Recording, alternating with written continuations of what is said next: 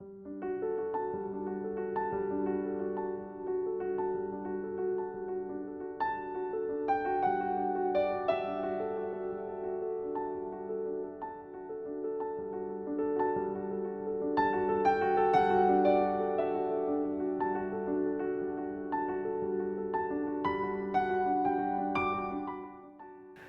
hello and welcome. This year I am going to be doing a garden tour every month of the year. And I want to show it, I suppose, in a very unfiltered, realistic way to show you how exactly the garden evolves, develops, how the plants are growing and the state it's in. I'm not going to be doing any cleanups or tidy ups beforehand before this garden tour is due to be filmed. So it's going to be really rough and ready. I think it's important to show how a certain area looks during a certain period of the year. Also, the garden tours are going to be in 3 distinct sections. So there'll be cottage garden, the rose garden and kitchen garden, because I do understand that not everybody is necessarily interested in all these areas together, but you perhaps are only interested in roses. Maybe you like your ornamentals, so the cottage garden might be your thing. And then anybody that wants to grow edibles, they might be interested to see how my kitchen garden looks like. So feel free to skip along these chapters and fast forward or jump to the next area that you think you might be interested in. So without further ado, let's jump into it.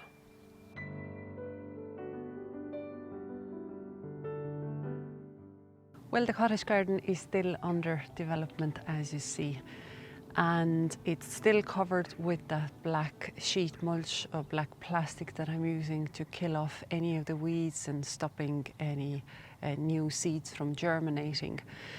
And I agree with you, it looks horrible, it looks really messy.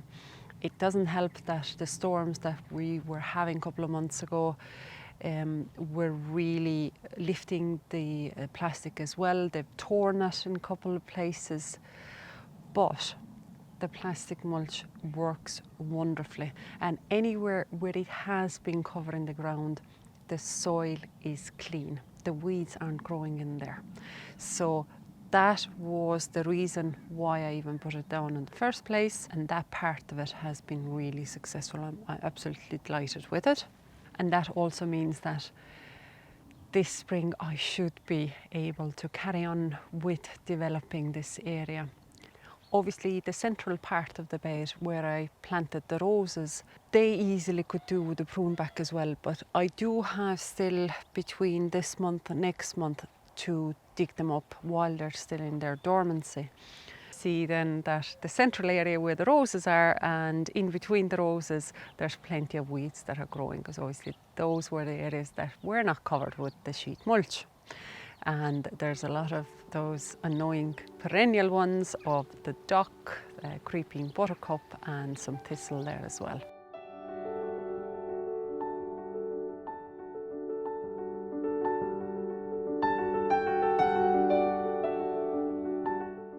Now, as far as the existing planting goes, I do have a big buddleia shrub in the middle, and I usually cut that down at sort of this time of the year, but I'm not sure if I'm going to do it this year. I might just nip off maybe a third of it rather than bring it all the way down to the ground, because I think I might like this kind of a height now in the back at the back of the border. Otherwise, we have smoke bush, there's hydrangea, persicaria, crocosmias, astilbes. I've also started to give this area a bit of a solid edge to marry the rose garden in with the cottage garden. And the idea is going to be that I'm going to edge the sides with, can I grab one somewhere?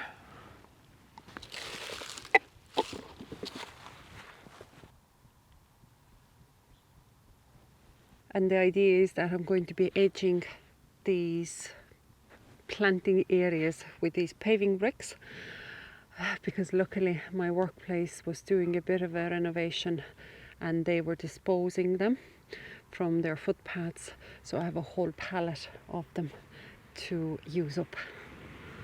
But I think overall it will give a really nice crispy line to guide you through the sort of the cottage garden from the field into the orchard.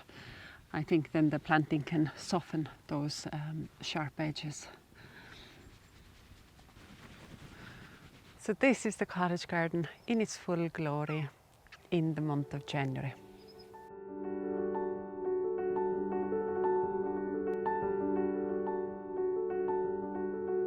Now the rose garden, I'm delighted to say, is looking really tidy and clean, and it's all actually thanks to me being here at the end of November, cleaning it up and cutting everything back.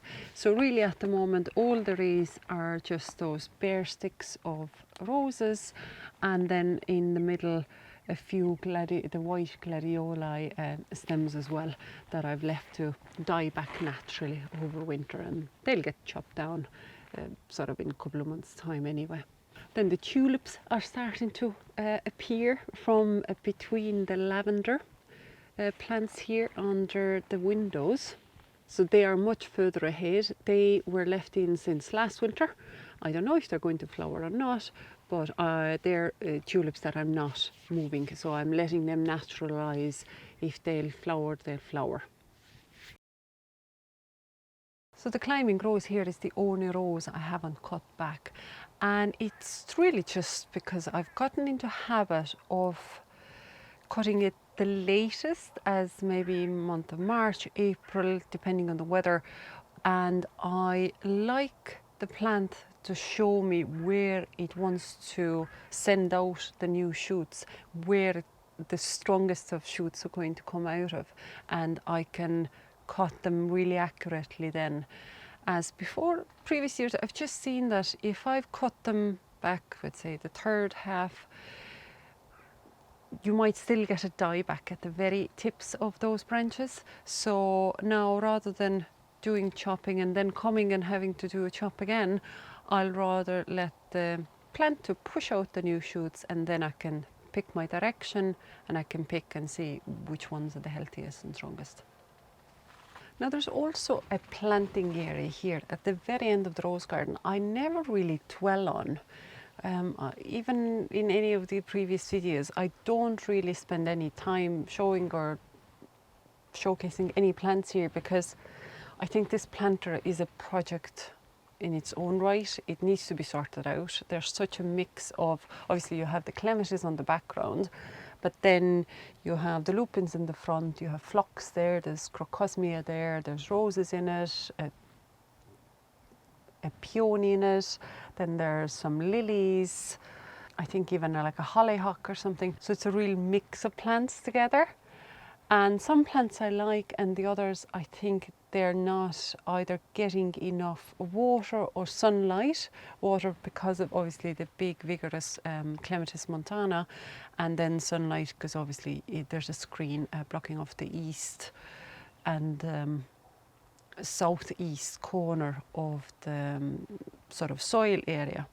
Also because I still don't know how to sort out this bed, and I've prioritised the cottage garden side, I don't think that this bed is going to be this year's project, but it is definitely something that I haven't been happy with for a couple of years now, and I know I do have to really think through this planting and see what's going to work here and how it can reflect back into the rose garden or be part of the rose garden. At the moment it's sort of like a tiny cottage garden planting amongst rose garden, and it's not really working, but it's fine. It will do as such. And just to give you a heads up, if you see my nose turning red during all this filming is because it's like 4 degrees outside, but with the wind chill it's about 0, so it's actually really cold as well. Let's move on to the next sort of area, which is sort of the middle area between rose garden and kitchen garden, where the picnic bench is, and I'll show you the planters around there as well. Now this planter here, I won't stop long on this because there isn't much that's in it. During the summer it doesn't look that bad, but it's also an area that I haven't been quite certain about what I'd want to see here. Obviously this area overall has changed itself a bit previously when I took down that same trellising and I opened up between sort of that area under the kitchen windows and here. But I have made up my mind that this year, early summer maybe, and into our herb bed, because it then links perfectly in with the sort of barbecue area here, and then obviously directly with the kitchen as well. So it would be so easy to come right out of the patio doors and pick up some culinary herbs to be used in the kitchen.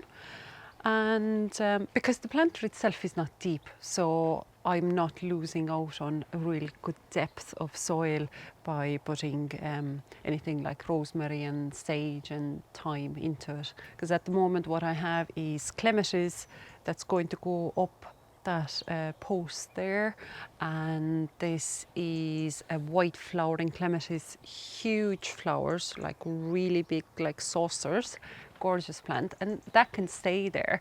But then in the middle, that's what I'm going to change the planting, because yeah, at the moment there's just gladioli, there was some annual candy tuft in it, and there's again some crocosmia and a couple of hebes. So there isn't that much of a planting. It's more about the candy tuft that was here, that was really pretty and it was really good for the pollinators. But yeah, I think it's time for it to move on. Another herbaceous border here, or those two tiered planters that I have, they're starting to really show the signs of spring already. The lupin has a lot of new foliage on it, and obviously then the creeping phlox and dianthus here, they're evergreen, they don't lose their colour.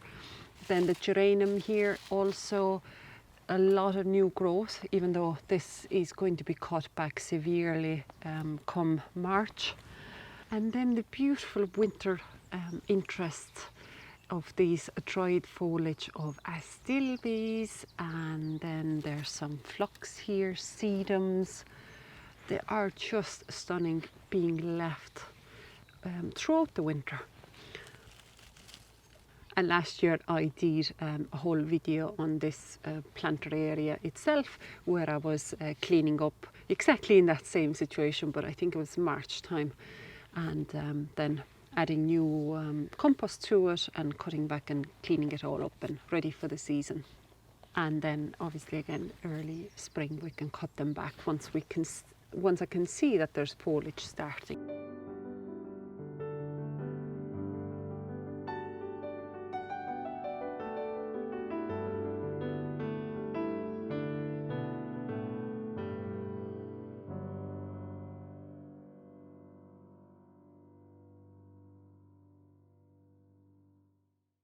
So this planter here, totally empty. I had brassicas here last season. They didn't work, they were terrible. And I think it was the soil that they didn't like, they didn't appreciate. But calendula did really amazingly well, so did borage. So it basically just ended up being a hub for bumblebees that were coming to a feast of these flowers. But I have some shallots re-sprouting from here, and otherwise just again some calendula that was hardier than the others, and they've actually survived throughout the winter so far. And then obviously I do have the apple tree guild here with the Yarra orchilia as the main sort of feature at the moment. I haven't even dug out the fennel from that area yet. Now the rhubarb is starting to show itself under sort of these kind of a chop and drop heap I did just to protect it from the worst of weather. And otherwise obviously the second fruit tree guild, there's lavender and again yarrow and some thyme showing at the moment. The rest of, oh actually chamomile as well. I'm always surprised how hardy chamomile is, the annual chamomile, when it's spurting out. The snow, cold, frost, nothing hurts it. And on this side of the kitchen garden, I still have a good full stalk of Brussels sprouts left, and obviously purple sprouting broccoli, and then the kale and spring cabbages that I had planted there. But the rest of the area is just empty. It's really normal, really natural to have garden empty like that in January. Then further down in the kitchen garden, I have the blueberries planters. So I've been talking about them previously as well. There's a couple of pink blueberries there, I believe, and then a high bush variety. And there's more in the small planter just in front of me here as well. So these are just a couple of planting areas for these acidic loving plants. Just keeping them together like that in those kind of planters, it just makes it easier to regulate the acidity in their growing areas. Yeah, come on, sir, go.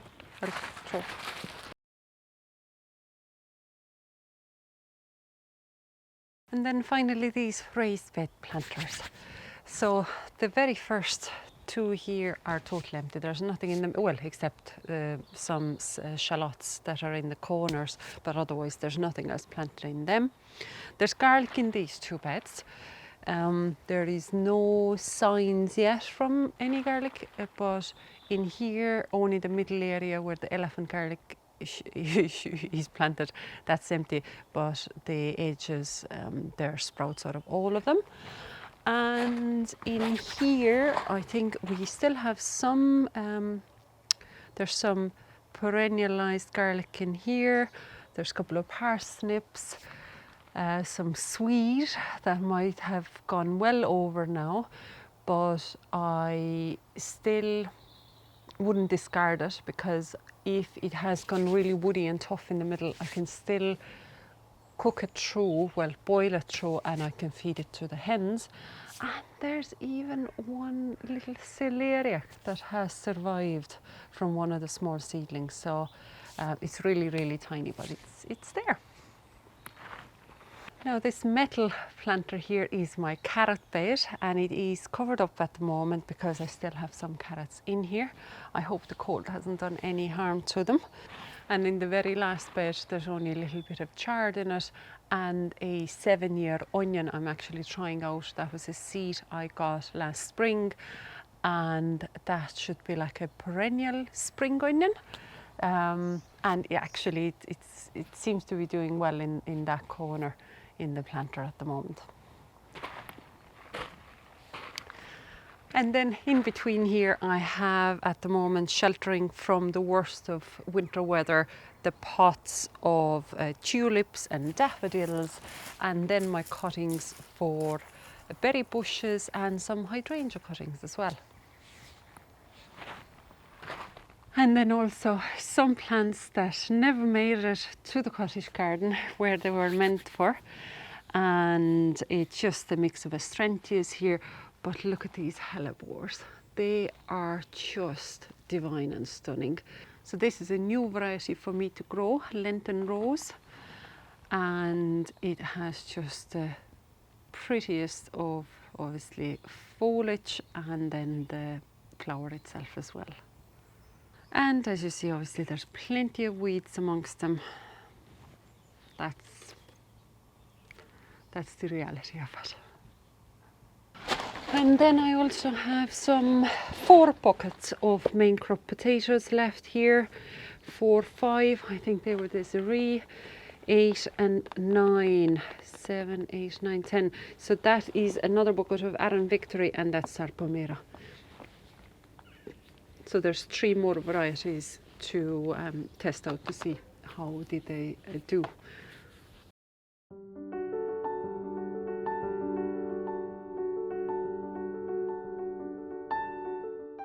So this was the very first of the garden tours for this year, and I so appreciate you joining me. Thank you so much. Any comments, questions, anything like that, pop them in the comment section below. And we'll see you next time.